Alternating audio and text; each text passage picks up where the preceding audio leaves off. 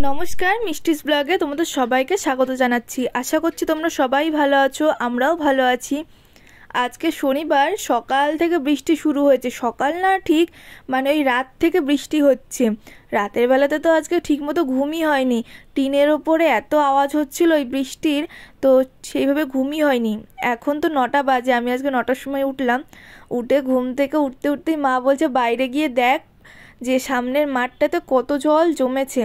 সত্যিই তো তাই, মাঠটাতে প্রচুর জল জমেছে, আর এখনও ঝিরিঝিরি করে বৃষ্টি হয়ে যাচ্ছে।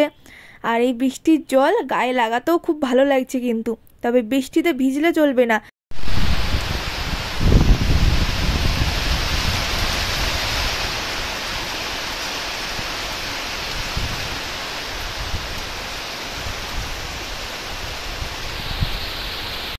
বেশ ভালোই জোরে জোরে বৃষ্টি হচ্ছে, আর হাওয়াও দিচ্ছে। টিনের আওয়াজে বোঝা যাচ্ছে।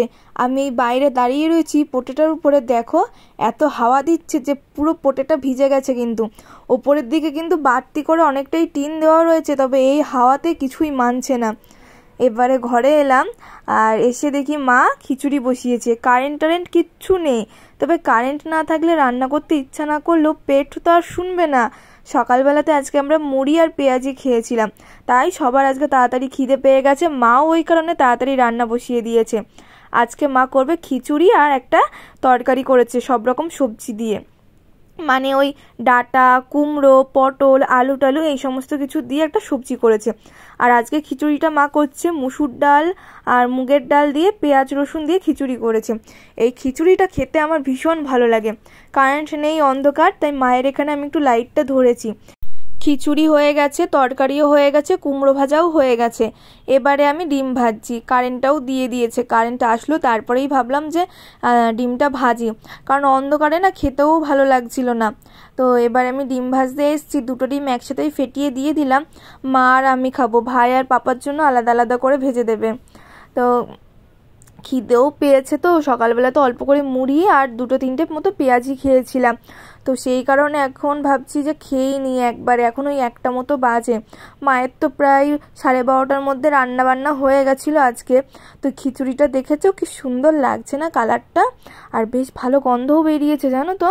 তবে খিচুড়ির সাথে কিন্তু বলো তরকারি ছাড়া ভালো লাগে না। আমার তো এই রকম সবজির তরকারি, সব রকম সবজি আমার ভীষণ ভালো লাগে।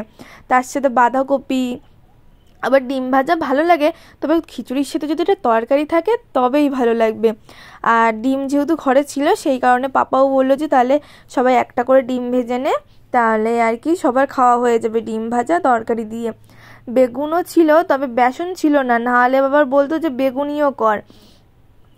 পেঁয়াজি করেছিলাম চালের গুঁড়ো দিয়ে, আর অল্প একটু বেসন ছিল সেইটুকু দিয়ে। তো যেটুকু বেসন ছিল তাতে আর ওই বেগুনি হতো না, ওই কারণে আর বেগুনি করা হয়নি। তো এবারে আমি আমার থালায় বেড়ে নিলাম খিচুড়ি। ভীষণ গরম, বুঝতেই পারছো, ধোয়া উঠছে। আর এই বৃষ্টি বাদলের দিনে না খিচুড়ি খেতেই মনটা চায়।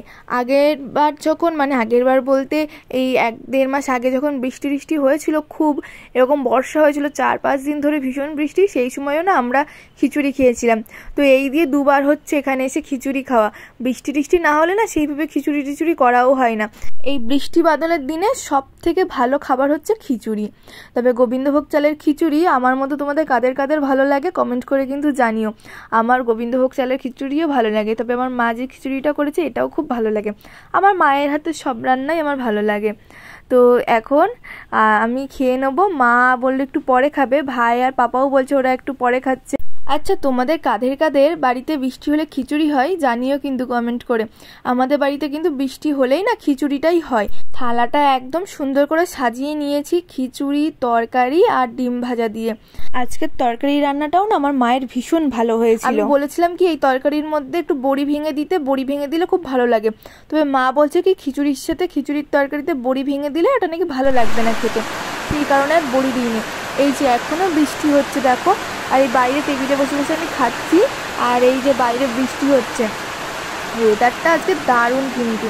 তবে বৃষ্টি আমার ভালো লাগে না, আমার একটু ঠান্ডা ঠান্ডা ওয়েদারটা ভালো লাগে, তবে এত বৃষ্টি সারাদিন ভালো লাগে না। একটু বাইরে বেরোনো যায় না, কাদা প্যাচ পেঁচে, ওই কারণে আমার ভালো লাগে না। তো আমি তো বসে গেলাম আমার মতো খেতে। এখন ওই 1:30 মতো বাজতে যাই, খেতে খেতেও আজকে 1:30 বেজে গেল। সকালে তো খাওয়াই হয়নি আজকে, মুড়ি আর ওই খেয়েছিলাম পেঁয়াজি। আসলে কারেন্ট ছিল না তো সেই কারণে মায়েরও না আজকে রান্না বান্নার কোনো ইচ্ছা ছিল না, বললো মুড়ি রয়েছে আর কয়েকটা পেঁয়াজি ভেজে দিচ্ছি, এটাই খেয়ে নে। আর দুপুরে আজকে খিচুড়ি করব, ওটা খেয়ে নিস। রান্না তো মায়ের হয়ে গেছিলো 12:30টার মধ্যে, তবে কারেন্ট ছিল না বলে আমরা আর কি খাওয়া দাওয়ার কোনো করিনি। তারপরে বিকেলবেলার দিকে দেখলাম বৃষ্টিটা একটু কমেছে আর জলটাও দেখছি এখন বেড়েছে।